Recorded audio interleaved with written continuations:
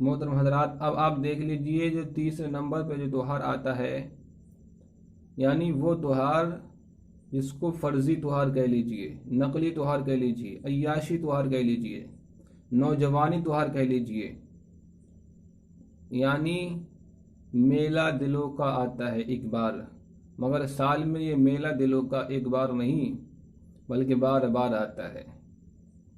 آپ سمجھ لیجئے، جیسے کہ ایک شاعر کہتا ہے کہ جب بھی ہوتی ہے تیرے دید کی خواہش آقا، تو سامنے رحل پہ قرآن سجا لیتے ہیں۔ تو اب یہ بالکل شعر صادق آتا ہے ہمارے ہندوستان کے جو اہل سنت والجماعت کے جو یووا ہیں، یووا پیڑھی، تو ان پہ بالکل صادق آتا ہے۔ جب بھی ہوتی ہے ہمیں عیاشی کی خواہش، تو ہم جلسے جلوسوں کے بہانے ہم میلے کو سجا لیتے ہیں۔ یہ شعر بالکل صادق آتا ہے۔ تو تیسرے نمبر کے جو تہوار آتے ہیں فرضی تہوار، جس مثال کے طور پر محرم، چیلم، 11ویں شریف اور کنڈے، سب فرضی ہیں۔ ایک نمبر کے تہوار، ایک دو نمبر کے سب فرضی تہوار ہیں۔ جو حقیقی بات تھی اب اس کو انہوں نے چھوڑ دیا، نہیں سمجھے؟ اب میں آپ کو وستار سے بتاؤں گا یہ فرضی تہوار کون کون سے ہیں۔ تو ان کا نہ ہی قرآن سے ثبوت ہے، نہ ہی حدیث سے ثبوت ہے، اور یہاں تک کہ کوئی ائمہ مجتہدین سے بھی ان کے بارے میں کوئی قول نہیں ہے، سلف صالحین سے بھی۔ مگر یہ ان لوگوں نے جنہوں نے یہ سمجھا کہ شریعت ہمارے باپ کے گھر کی ہے، شریعت ہمارے دادا کی گھر کی ہے، ہم جس طریقے سے چاہیں شریعت میں مسئلے مسائل کو گھسیڑ دیں۔ اب انہوں نے اتنی گڑبڑی کر دی ہماری شریعت اسلامیہ میں، جتنی گڑبڑی ہمارے ہندو دھرم کے جو سناتن دھرم کے ہیں انہوں نے اپنے وید و پرانوں میں اتنی گڑبڑی نہیں کی ہے جتنی گڑبڑی اور جو کتابی ہیں سناتن دھرم کی تو ساری کتابیں بکواس ہیں، مگر جو ہندو دھرم کے ہیں اور ہندو دھرم کے علاوہ جو ہیں کتابی ہیں، یہود و نصارہ ہیں جن کے پاس کتاب موجود ہے، انہوں نے بھی بہت سارے گڑبڑی کر دی۔ اب ہمارے ہندوستان میں بہت سارے مولوی ہیں، تو اب انہوں نے بھی گڑبڑی کرنا شروع کر دی، اور جو ہمیں کہہ لیجئے نمبر 1 پہ آتے ہیں پیر زادے، حرام زادے۔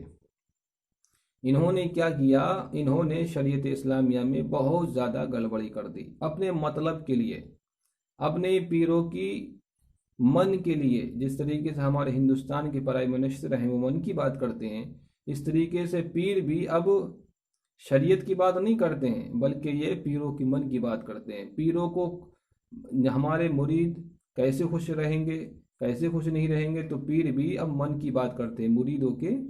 اگر مرید صاحب راضی ہو گئے تو یوں سمجھ لو سال میں اب غلہ آنا بھی بند ہو جائے گا، رسید کٹنا بھی بند ہو جائے گی۔ تو اب یہ من کی بات کرنے لگے، پیر صاحب مریدوں کی من کی بات، مرید اور مریدن کی۔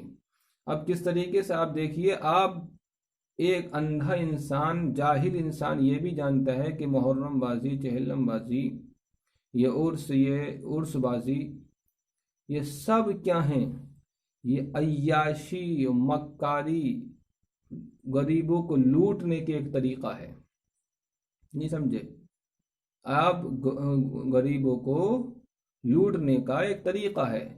جس طریقے سے آپ دیکھ لیجئے، ایک آپ نے دیکھا ہوگا ڈگیا بجانے والا مداری، جو ہوتا ہے وہ لوگوں کو بندر اور بندری کا ناچ دکھاتا ہے، اور پھر اپنے ہاتھ کی صفائی سے لوگوں کے آنکھوں میں دھول جھونک دیتا ہے۔ اسی طریقے سے پیر زادوں نے، حرام زادوں نے ہمارے عوام کی نظروں میں دھول کو جھونک دیا، اور انہوں نے کیا کیا؟ اتنی رد و بدل کر دی میرے بھائیوں، جتنی رد و بدل کتابیوں نے نہیں کی ہے۔ کس طریقے سے میرے بھائیوں آپ دیکھ لیجئے، محرم بازی، چہلم بازی یہ کسی بھی حال میں جائز نہیں ہے۔ مگر پھر بھی انہوں نے جائز کر دی۔ آپ دیکھیے شریعت میں، قرآن میں، حدیث میں کہیں بھی آپ کو ثبوت نہیں ملے گا، لیکن پھر بھی جائز ہے۔ ایک ہوتا ہے مستحب، مستحب سے بڑا سنت مؤکدہ، پھر غیر مؤکدہ، پھر واجب، اور پھر فرض۔ تو فرض سے بھی اونچا انہوں نے مقام دے دیا محرم بازی کا۔ جو انسان محرم بازی، چہلم بازی، عرس بازی نہیں کرتا وہ سمجھ لو پکا کافر ہے، کھلا ہوا مرتد ہے ان کے نزدیک، پیر زادے حرام زادوں کے نزدیک۔ دیکھو میرے بھائیوں، آپ یہ دیکھ لیجئے کہ اب جو ہے آیا کہ اب یہ جو محرم بازی، چہلم بازی، عرس بازی جو کرتے ہیں، تو اب اس میں فائدہ کس کا ہوتا ہے اور کس کا نقصان ہوتا ہے؟ تو اب اس میں جو فائدہ ہوتا ہے تو 5 طبقے ہیں جن کا فائدہ ہوتا ہے۔ نمبر 1 پہ آتے ہیں پیر۔ اس میں پیروں کا فائدہ ہوتا ہے۔ مثال کے طور پر اگر ایک عرس میں شردھالوؤں کی، زائرین کی تعداد 12 لاکھ رہی، اب ان 12 لاکھ میں سے اگر مثال کے طور پر 10 ہی لاکھ نے 10 روپیہ دیے تو میرے بھائیوں وہ پہنچیں گے 10 کروڑ۔ 100 روپیہ دیے تو پہنچیں گے 10 کروڑ۔ اب مثال کے طور پر اپنے مریدوں سے چندہ وصولی، ہفتہ وصولی کے طریقے پہ، عرس وصولی کے طریقے پہ، یا اپنی بینک بیلنس بنا لیتے ہیں۔ ایک ایک عرس میں 1 ارب روپیہ یہ کما لیتے ہیں۔ تو نمبر 1 پہ جو فائدہ ہوتا ہے وہ ہوتا ہے پیر زادوں کا۔ اور نمبر 2 پہ آتا ہے جو پیر زادوں کے جو حرام زادے اہل ممبران جو ہوتے ہیں، اہل انتظامیہ، تو اب ان کا بھی بہت زیادہ فائدہ ہوتا ہے۔ اگر انہوں نے دکانداروں سے، زائرین سے کسی بھی صورت میں اب اگر ان سے 10 روپیہ کا ٹیکس لیا تو اب ان کے بھی 10-12 کروڑ روپیہ کہیں بھی نہیں گیا ہے۔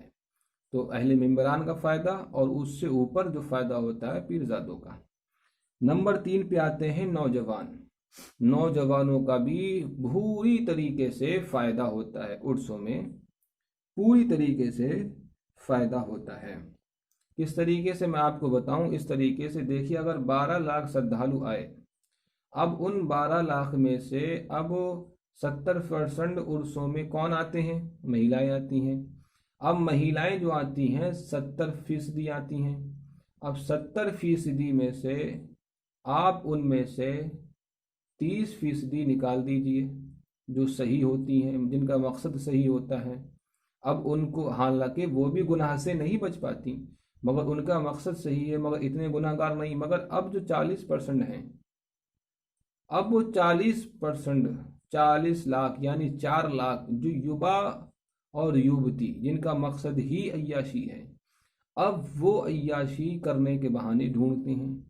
تو اب وہ 4 لاکھ لوگ 4 دن یا 4 ہفتے جو بھی عرس چلے گا، وہ لوگ ریگولر طریقے سے، کنٹینیو طریقے سے وہ سمبھوگ کریں گے۔ جب وہ سمبھوگ کریں گے تو اب ان سمبھوگ کا گناہ کس پہ پڑتا ہے؟ کسی پہ نہیں پڑتا ہے۔ اور اب نمبر 4 پہ جو فائدہ ہوتا ہے وہ ہوتا ہے پیشہ ور لوگوں کا، یعنی جو جادوگر ہوتے ہیں، کالا جادو دکھانے والے، جو حرام طریقے سے، ناجائز طریقے سے جو کمانے والے ہوتے ہیں، جتنے بھی رنڈی کھانے، طوائف کھانے، یہ سب لگ جاتے ہیں عرس میں۔ ان کی جو سرکس ہوتے ہیں اس میں رنڈیاں آتی ہیں، ناچ گانے ہوتے ہیں۔ اب جتنے بھی میرے بھائیوں ہمارے ہندوستان کے اندر جتنے بھی یہ عرس وغیرہ جہاں پر ہوتا ہے، جو مزارات ہیں، ان کو اب انہوں نے کس میں تبدیلی کر دیا؟ منت کھانا کہیں، رنڈی کھانا کہیں، طوائف کھانا کہیں، اب اس میں تبدیلی کر دیا۔ لیکن اب نقصان کس میں ہوتا ہے میرے بھائیوں، اب ہم آپ کو بتائیں گے۔